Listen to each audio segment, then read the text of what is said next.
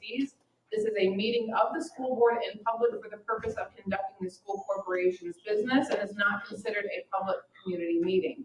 There will be time for public participation about agenda items as indicated on the agenda. If you would like to address the board, please fill out a yellow card. You'll find them over there on the table at the sign-in table, and then get those to Mrs. Warren before you speak. Welcome, everybody. It's nice to have a routine back, everybody back in the buildings, and faces in our meetings. You're welcome to all of our meetings. They're super exciting. And with that, we'll start with pledge.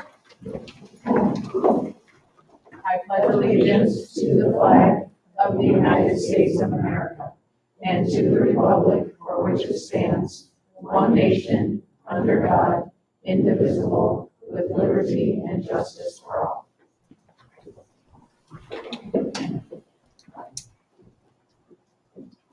Our first item on the agenda this evening is good things, and tonight that is brought to us by Mr. Swanson and the CIS. Hello, good evening, good evening. Got a handful of students here that are going to talk about one of the few action teams that we have up and running. It's still early in the year, so we haven't been able to get into a good process. But this team is particularly important, and it's important that they're up and running early on in the school year. So I'm going to let them introduce themselves. They're going to say their name and then share a little bit with you guys about their action team that we have. Hi, my name is Kristen. Hi, my name is Derek. Hi, my name is Ayana. Hi, I'm Keegan. You guys can come up here and like me, yeah. I swear we're nice people. So what the Welcome Club is mostly about is welcoming new students that can feel comfortable and know what is around the school. Basically, what we do is we give new 5th to 6th graders a tour around the entire school, and every now and then we'll ask them questions about what they're looking forward to doing at CCS, and we just try to make them feel comfortable at the school. And Mrs. Flaker emails us when it's time to give the new students a tour, and then we check up on them in 5 to 2 days to see how they're doing so far. We chose to be a emotional club because we like to meet new people and be helpful, and some of us did it at Southside, so that's why we chose to be in it this year. Some people just like to get out of class. The reasons why we do is because kids, if you come from 5th grade to this, you come to this big, huge new school, and it can feel really intimidating, and you just want to know and get warmed up to it. So we'll give them a tour and helps them get warmed up to it, and like kids, they might want to know who they're going to be meeting, looking at, or participating with.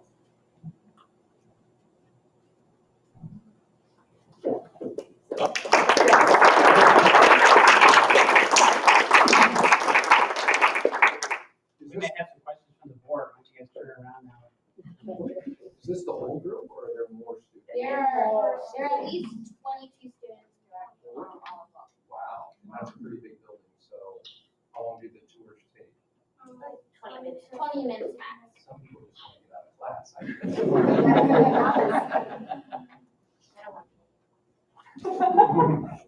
How many tours have you given so far this year?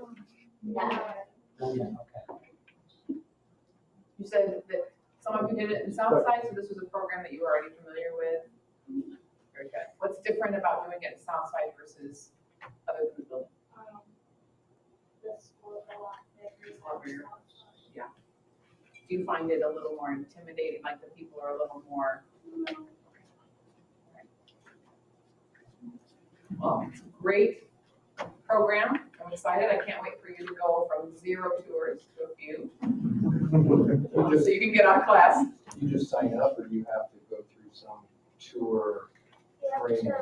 We had to sign up first, but we went through training. You have to get 3 adults to sign your paper, and then you'll get accepted. And then if you're accepted, you have 2 days of training for both focusing on different things you should. Good for anything to do, Mr. Gilbert? I just want to share with you guys, my daughter came to Concord from a new school district, brand new. And I wish she had had something like this. This is great because she came from a school where she only had 50 kids in her entire grade to Concord. So much bigger. So this is really awesome. You guys are doing this. Thank you. Thank you for sharing.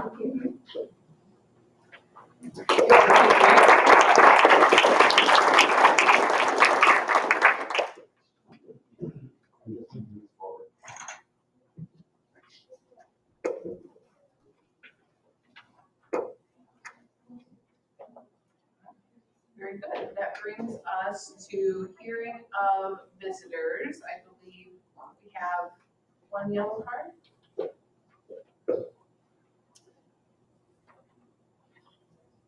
Before that, we are at the public comment portion of the agenda.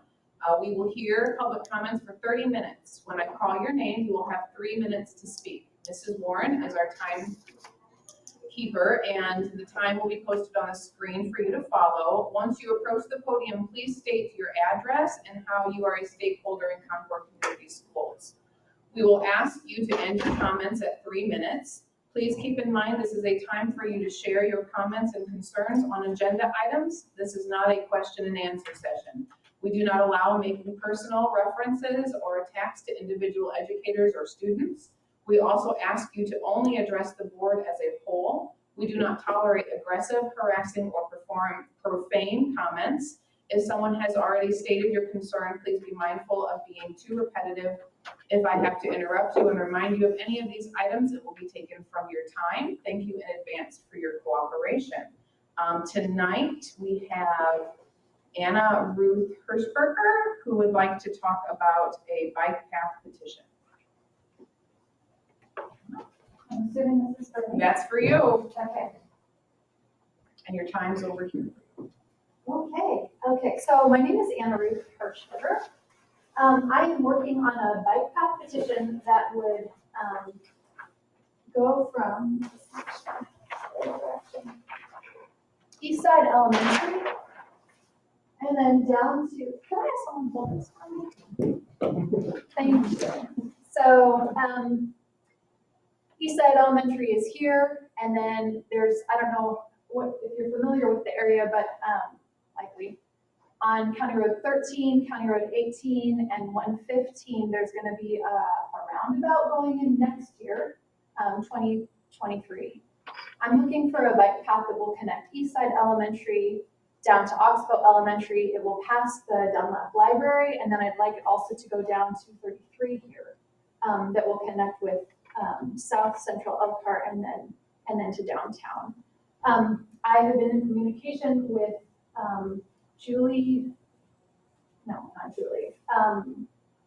with Brittany Shorts from the Community Foundation. Her whole task is to work on bike trails, and she said, "Anna Ruth, this is the kind of bike trail that the county is interested in putting in because it is connected already to the Maple Heart Trail, and it has a destination point. So the destination point is the school and the library. So in between, like there are neighborhoods back here that are connected to East Side, and then there are neighborhoods along here that have lots of children, and neighborhoods in here that have lots of children. So connecting the neighborhoods to each other, connecting the neighborhoods to the school systems and to a library to me is something that would be really beneficial. I have done cold calls or cold knocking on doors. What I've found from people along County Road 13, just south of East Side Elementary, is they have said that there are people that walk and bike anyways. It's unsafe. I've talked with some random people in this neighborhood. They've said the same thing. If you are driving down 13 or 18, you'll notice people who are walking or biking. I think that biking is one of the ways that we can become healthier relationally with each other. We get kids out in nature, which I think we have so many kids who are on cell phones right now, so they're being active physically.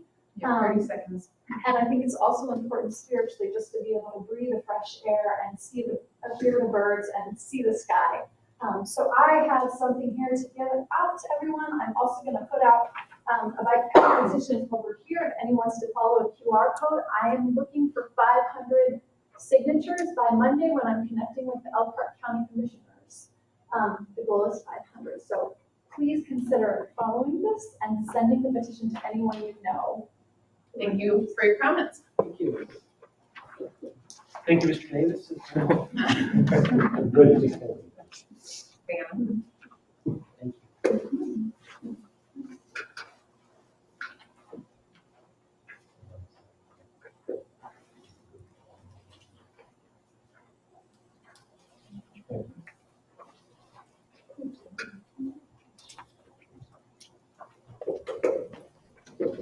Next item on the agenda is the consent agenda, which this evening contains minutes from 8:15:22, board workshop minutes 8:15:22, executive minutes 8:29:22, accounts payable claims, payroll claims and distribution summary report, donations K through 6, human resource report, and conference requests.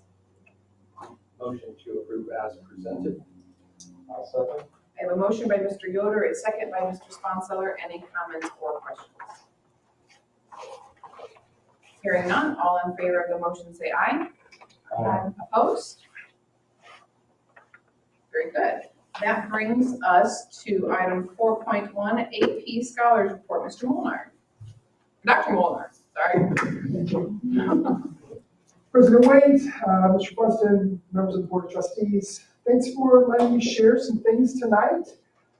First thing I'm going to share is the AP Scholars Report.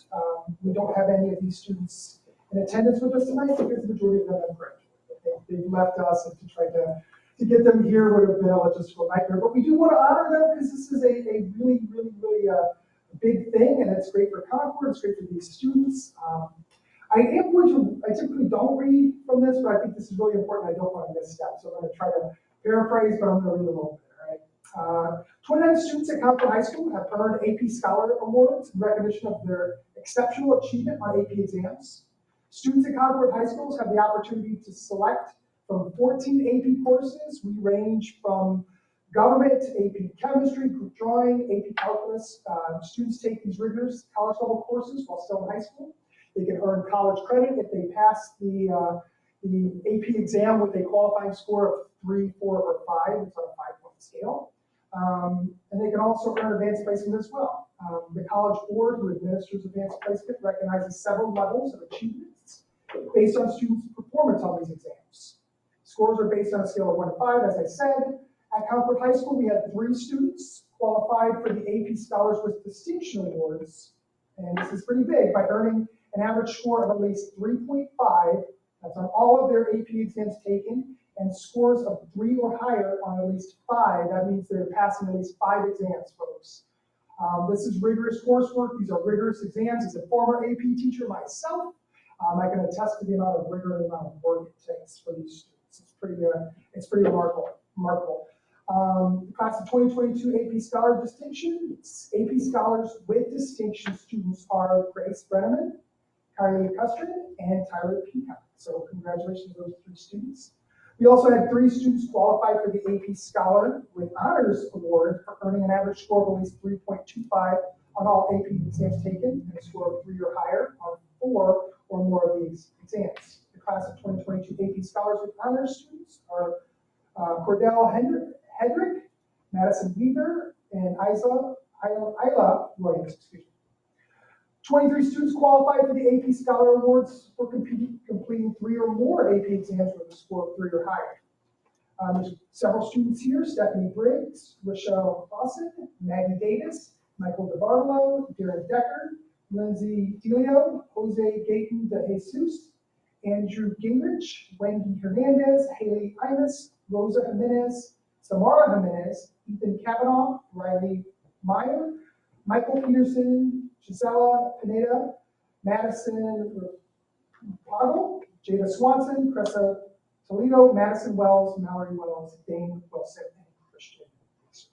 Whew. A lot of names, but again, it was very important that we honor these students for their great accomplishments. This truly is a ton of work, and they definitely need to be recognized. Very good. Dr. Molnar, so 14 AP, how many teachers are teaching? Is it 14 teachers that are teaching then, or what staff do we have for the AP? Ooh, that would be Roughly. relatively new, that I would have to default to Dr. Kendall if she could help me with that. It'd be roughly 14. 14? Okay. And just the list of students, they're pretty active students. They're not, I mean, These are they're students busy. that, yeah, They're busy students on top of it. 100%. Hear some of these names, these are students that have been recognized in athletics, fine arts, and a variety of other things. These are truly students that have gone above and beyond. Thank you.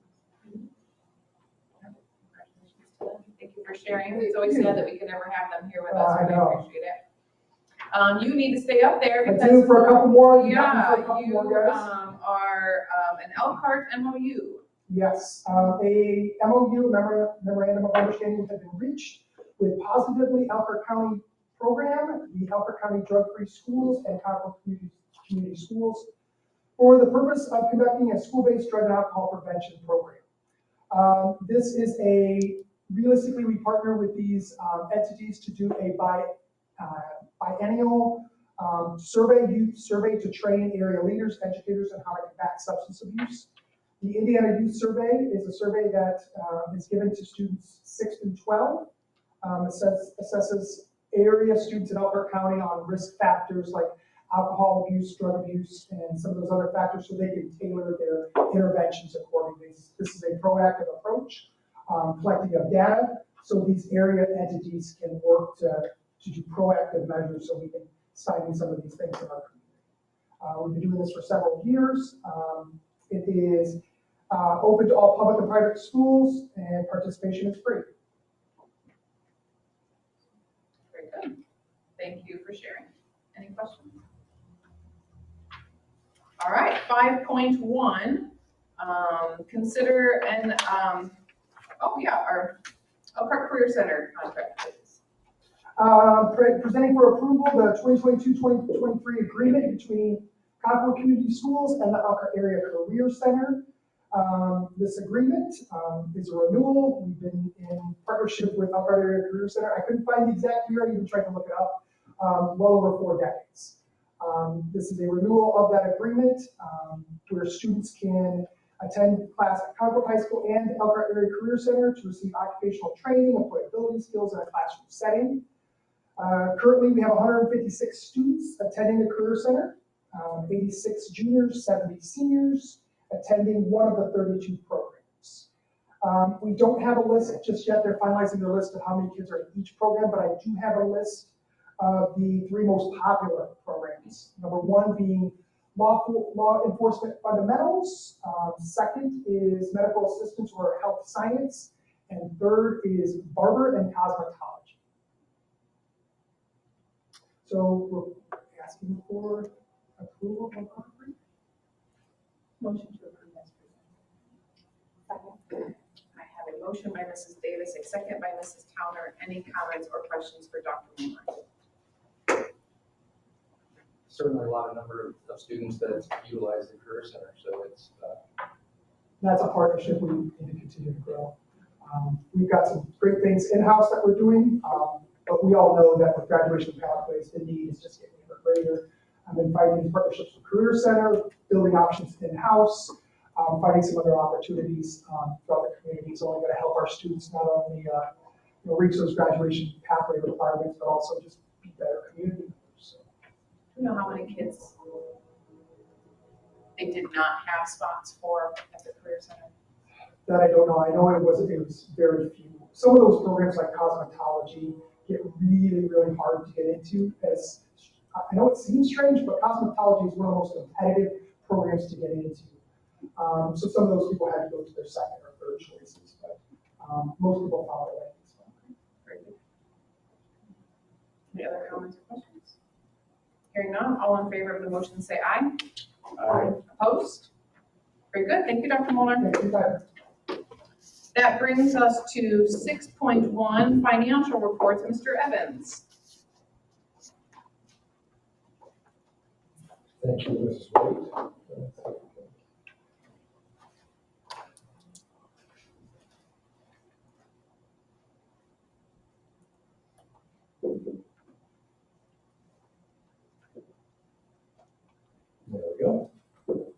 the financial report for the period ending, month ending July 31, 2022, I would say most of the funds are about where we would expect them to be, based on where we are in the year and based on where we are historically.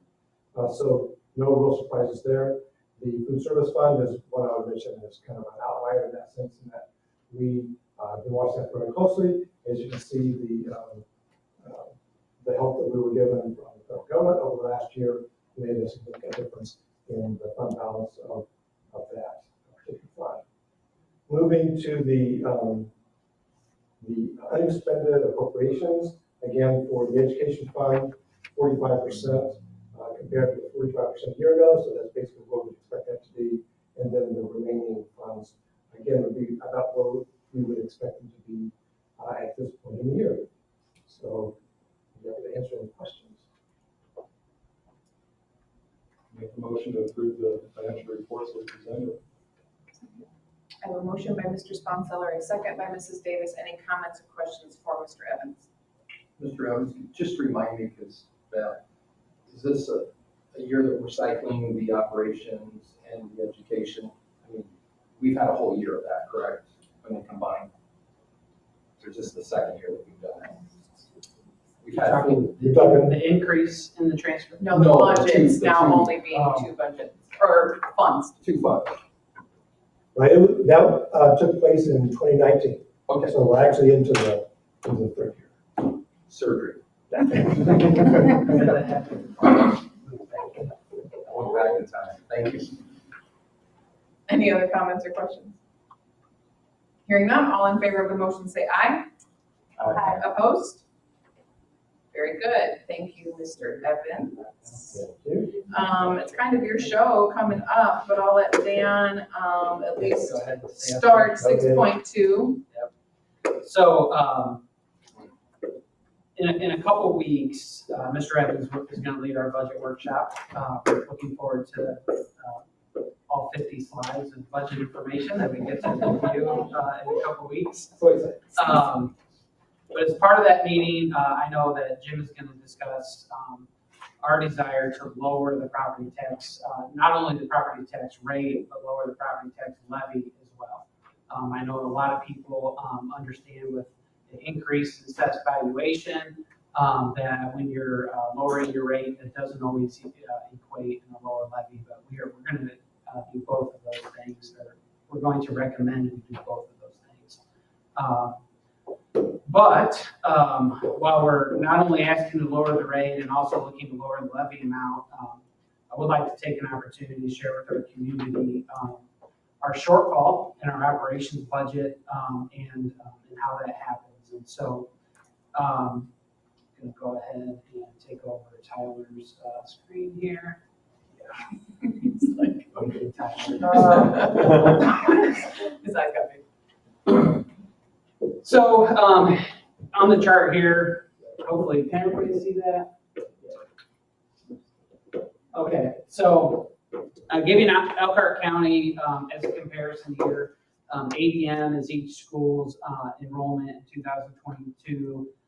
Assessed value is the value of the taxable property within that school district. AV per ADM would then be dividing those two numbers. And as you move over to the right, you can see tax rates, but you can also see the circuit breaker impact for each district and the circuit breaker impact per ADM. I do want to draw everybody's attention to the far right column. So this is actual property tax revenue per student received after the circuit breaker. So the actual dollars received. One of the things I think that in Indiana with school budgeting that people get confused about is in operations, we can request a levy for a certain amount of money, but that does not mean we receive that amount of money or that we spend that much money. This circuit breaker takes effect after that and often eats away from that. So if you look at actual property tax revenue per student in the county, and this would be things that fund operations, so transportation, not really food service, but maintenance, grounds, taking care of our facilities, as well as any capital improvements that the district does as well. So it takes all of those. So we're not just talking about, well, don't build this or don't build that. This is actually the revenue received for the buildings as well as for general operations. So you can see there, per student, Elkhart would be the lowest in the county in terms of revenue they receive per student to provide for that. We would be second lowest at $3,412 per student. So even though our tax rate right now is sitting at $1.56, and we're working to lower that because we want to lower that circuit breaker impact, that does not equate to more money. So trying to make sure people understand that. Be happy to, Jim would be happy to explain it in more detail. Somebody that's been doing it for a lot of years, if anybody was interested. So, having said that though, a couple other things I would mention. We, given that challenge that I just showed, in order to provide funds to operate the district and maintain our facilities, we are seeking approval tonight, or the beginning steps of approval for a general obligation bond in the amount of $3.25 million. The use of those funds will be to keep our bus fleet, to keep up with our bus replacement plan by purchasing some new buses. We plan to make general facility and maintenance improvements. Examples would be a boiler at West Side, lighting updates at the high school, a water heater, and small items like carpet and ceiling tile.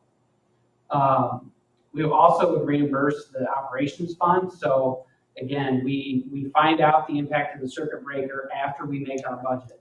And so being that circuit breaker impact is more, we do need to go back and reimburse the operations fund to keep it in healthy shape. So 2022 bus purchases will reimburse the operation fund for those expenses out of that, and then reimburse the operations fund around $650,000 in other maintenance and facility expenses that we incurred over the past year. So that's the preamble. Now I will turn it over to the brains of the operation. That's what it was referring to, but, so there's a couple different steps for the board to take to complete the process of moving forward with this general obligation bond. The first is tonight, and there'll be two resolutions that would ask the board to consider. The first is a preliminary bond resolution. Basically, what the preliminary bond resolution does is it establishes the maximum amount that we would ask the board to borrow, the maximum term of repayment,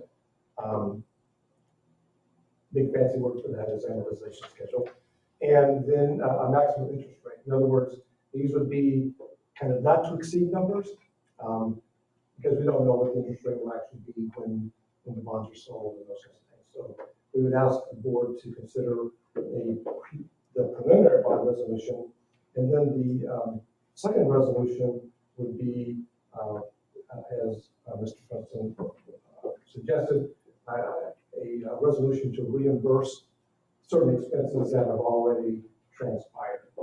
Give us authority to make to reimburse the operations fund for or other funds, if that, for that matter, for expenses that have already occurred.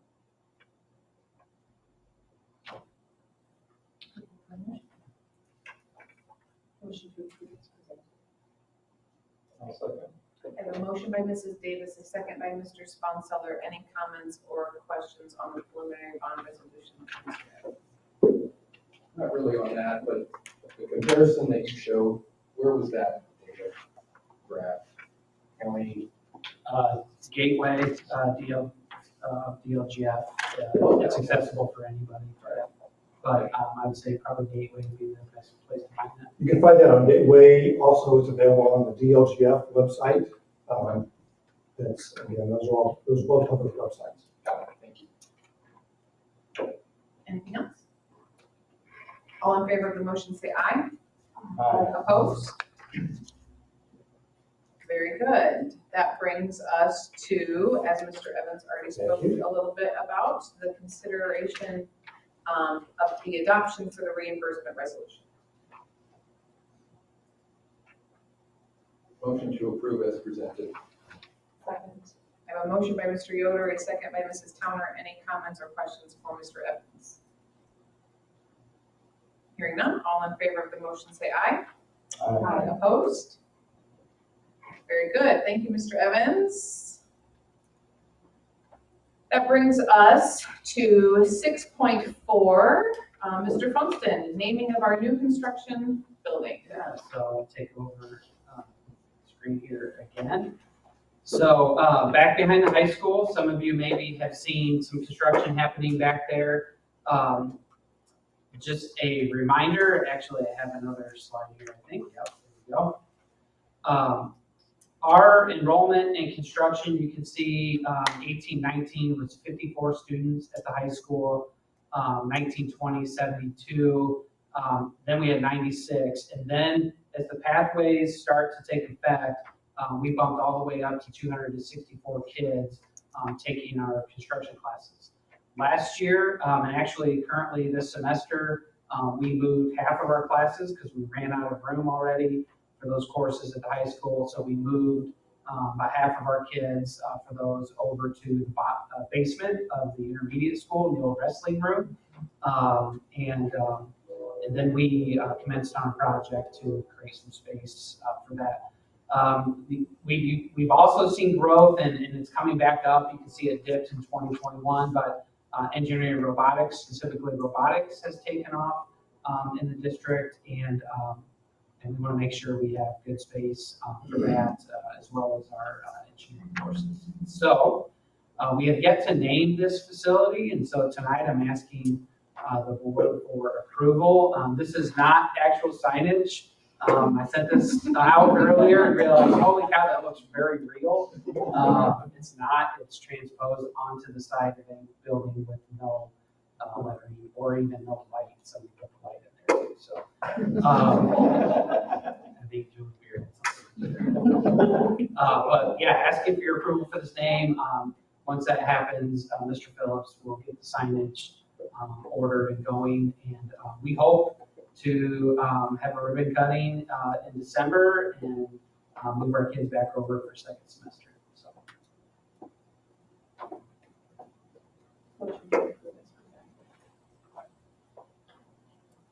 Second. I have a motion by Mrs. Davis, a second by Mrs. Towner. Any comments or questions for Mr. Funston or Mr. Phillips? It does. We did a good job. How many students can we accommodate? Are we getting, can it just keep going to 300? In the space? Well, I would say that right now, how many kids are over at the intermediate school? Probably daily, I'd say 200 maybe. So I don't think we will cap it out. Let's just say we have room for growth. Good. But there'll be hundreds of kids in that space. So, Any other comments or questions? Hearing none, all in favor of the motion say aye. Opposed? Very good. Thank you, Mr. Funston, Julie Beer, Mr. Phillips, everybody that's done all of that. That brings us to 6.5, a Mr. Boyer up, please. If you would like to talk to us about compensation. Good evening, board. I hope you all enjoyed your Labor Day weekend. So a couple things. If you recall, last school year, when we bargained our new teacher contract, we added some additional compensation provisions for our teachers for when they cover for one another when we are short subs. And in order to continue to help mitigate the lack of substitutes, we then in January proposed that you all approved a plan for us to compensate our paraprofessionals so that we could pay them an added stipend for times when they filled in the substitute teach for us. We're proposing that was a short-term solution. It's becoming a little bit more long-term. We would like to extend that. I've got a couple of statistics here that I'd like to share with you first. So last school year, the entire 21-22 school year, our substitute fill rate corporation-wide across all buildings was right at 50%. And again, when that other 50% when we don't have subs, we rely on our teachers and our paraprofessionals to fill in those particular cases. Last year, then, from January till the end of the year, after we after you approved the plan for paraprofessionals to pay them some added compensation, we had 588 instances in which our paraprofessionals covered a half day or a full day. If you remember, if they did a half day, we paid them an additional $15 stipend on top of their hourly rate. If they did a full day, we paid them $25. We paid $12,500 in stipends then for the second semester. That number, again, if you recall, that number to pay them $15 to $25 was not arbitrary. When you take their daily rates and then you add that compensation, that comes out to a little bit more than $90 a day for a full day, and that's just a little bit more than what we pay our substitute teachers. And for a half day, that added stipend falls right between what we pay half and full day for a substitute.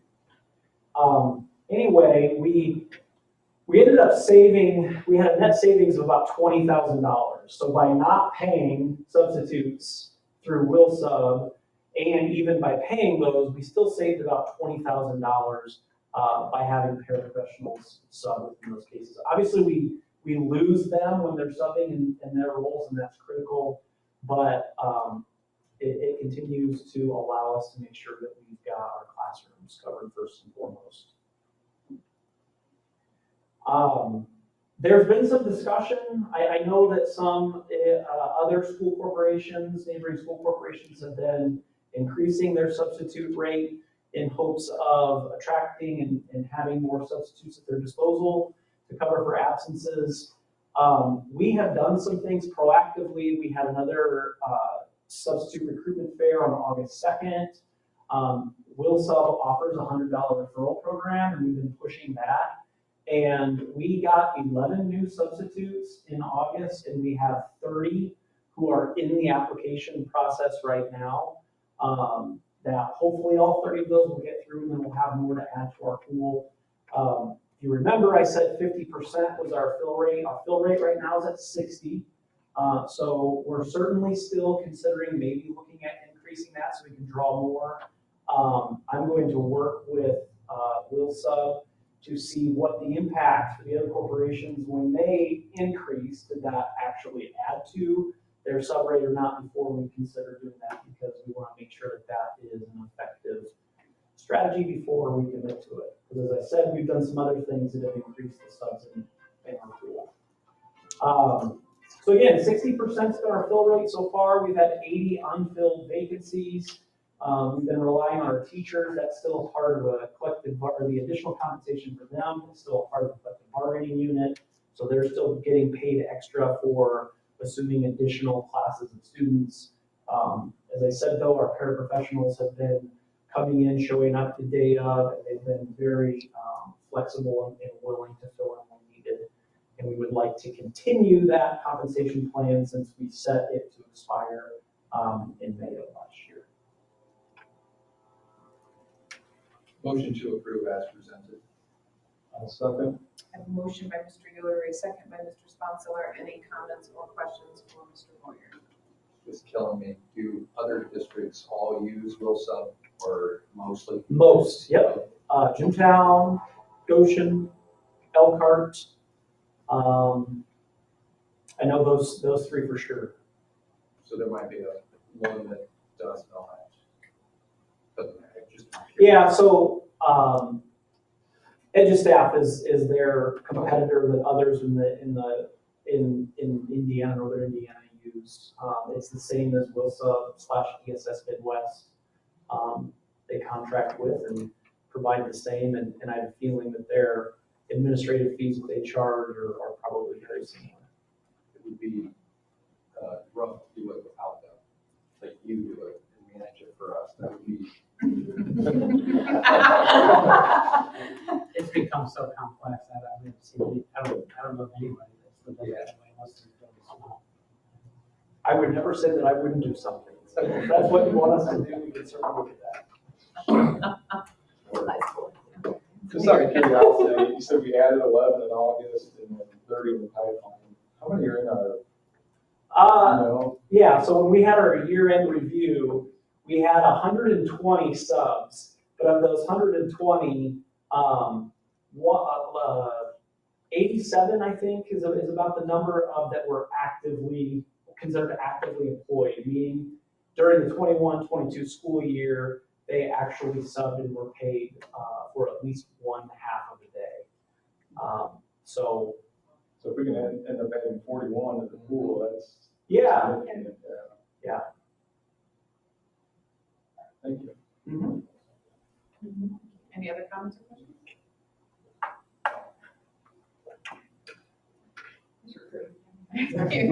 Hearing none, all in favor of the motion say aye. Aye. Opposed? Very good, thank you, Mr. Boyer. That brings us to 6.6, staff performance evaluation plan. Yep, so every September 15th, we have to submit our staff performance evaluation plan, so our plan for how we're going to evaluate our teachers and our other identified certified staff members. With COVID, we've made, the past few years, we have made some small changes to our plan that we've written in after the fact. And we've reduced the number of extended observations, the number of short observations that are required of teachers. So in the past, written within our plan, all teachers have had one extended observation, which typically is an observation of 30 or 35 minutes or more. And then all have had 3 short observations on top of that, which are 10 minutes or more.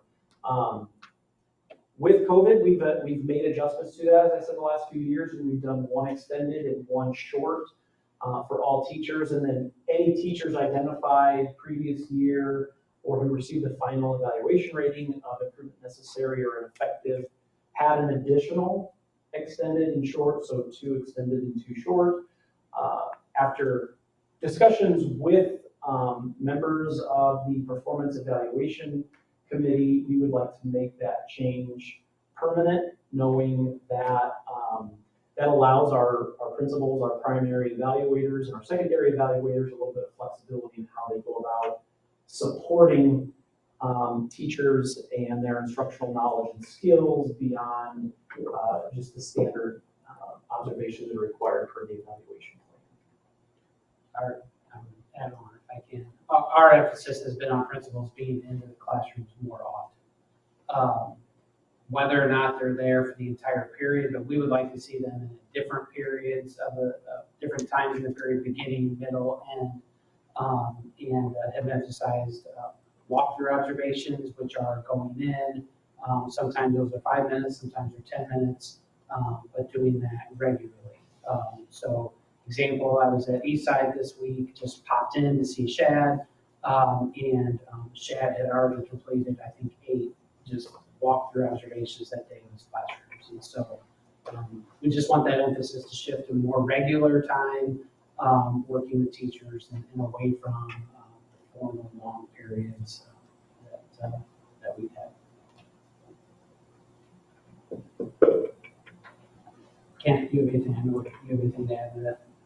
Nope. You say it well. We will, with the change, we will also maintain the provision of if we have a teacher who was graded improvement necessary or effective the previous year, they would have 2 extended observations and 2 short observations at a minimum.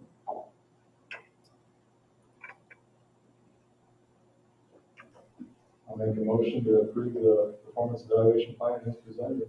I have a motion by Mr. Sponsiller and a second by Mrs. Davis. Any comments or questions for Mr. Boyer?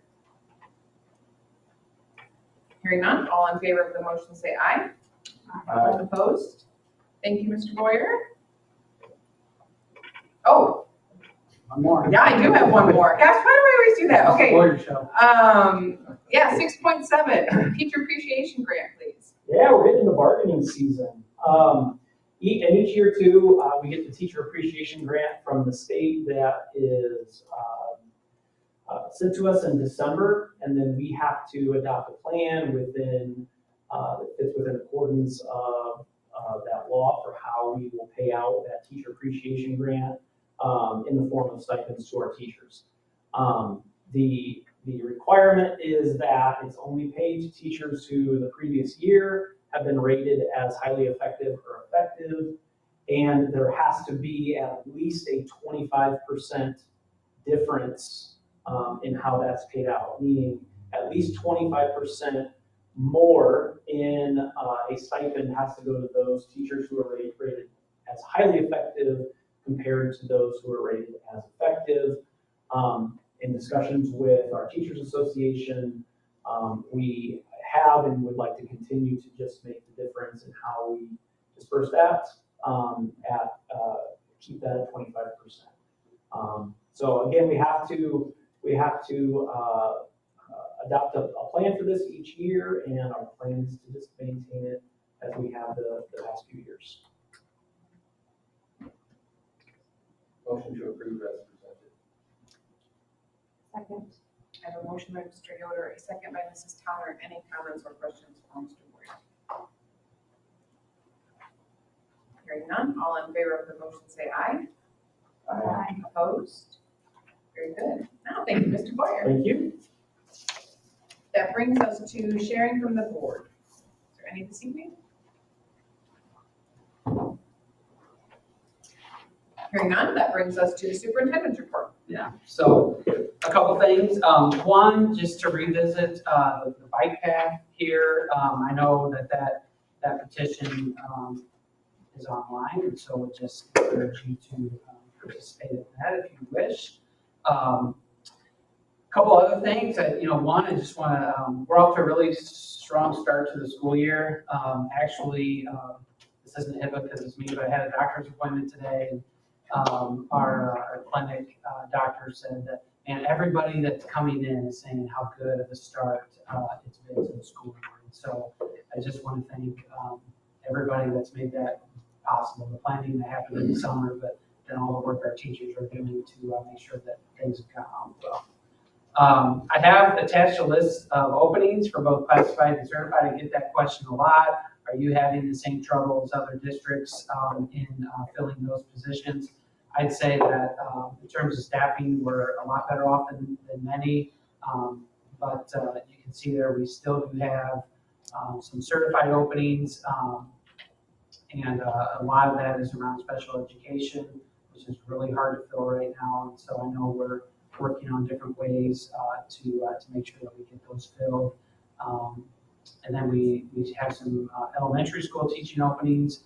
The ones that are there are because of late movement from people. So either they've moved into a different role with us, which opened up that position, or we have a couple that have left and gone to other work. So you can see that, not too bad. Feel pretty good about where we're at with that. We did receive notice from the county clerk last week. We have 3 open board seats. We have 8 candidates for those seats. I think some may be in the crowd tonight. I'm not sure, but as we get closer to election time and probably over the next couple of weeks, I will extend an offer to all of those candidates to answer any questions they may have. As we get to the board meeting schedule, give them an opportunity to see how busy we are and all the meetings that we have, especially here in September. I know it's really busy. But yeah, so I think a couple other things. One, reminder right after this meeting, Julie's taking a picture. And then while Jen is here, Mrs. Harold, I did want to give her a thank you. I don't know if you've heard about this wonderful plant club going on at the high school, but my daughter came home and she's like, Dad, you won't believe it. We have a plant club and like all kinds of kids are signing up for it. I know Mrs. Kreidler and Jen Harold here are doing that and really appreciate you actively helping our kids, so. 83 signed up and then 39 showed up. Okay. And more showed up today. Once I hear how cool it is. It's very cool. Yeah. I was very excited. That's it. Wonderful, thank you. As you alluded to, will you go over upcoming board meeting schedule, please? Well, so right after this, after your photo, we have a workshop, that will last, hopefully probably an hour or two here. Monday night, we have, next Monday night, we have an executive session at 5 here at the Education Center. On the 19th, then we will conduct our tour of the new construction, Concord Engineering and Construction Center at 4:30. And then at 5, we'll come back for Jim's budget workshop, and then our regular meeting as well, so. Very good. Thank you very much. I'd like to thank everybody again for attending this night's meeting, and we adjourn at 6:51 PM.